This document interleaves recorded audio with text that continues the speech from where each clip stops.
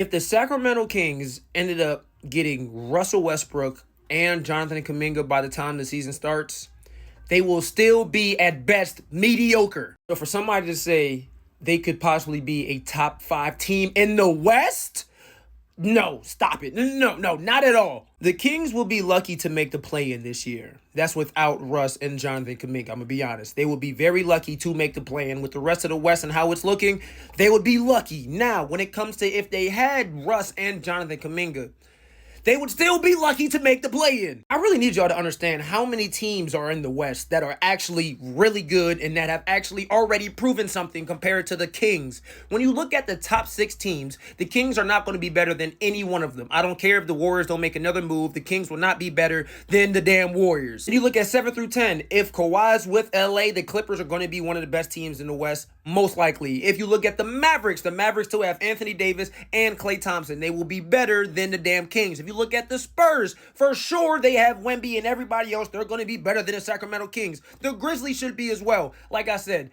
they would be lucky, glad to make the play-in this year. Now, don't get me wrong. I'm not saying that the Kings are a bad team. I'm not saying that at all. Even if they do get Russ and Jonathan Kuminga, I still think they will be a very solid team. It's just that the West is stacked. There are a good number of elite teams in the West. There is a big number of good teams in the West, and there's an even bigger number of mid teams in the West.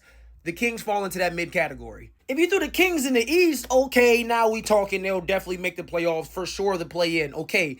But we talking about the West. We talking about the West. In my opinion, out of the 15 teams in the West this year, only one of them wouldn't have a chance of making the play in the East, and that's Utah. Everybody else has a chance because the West is that stacked.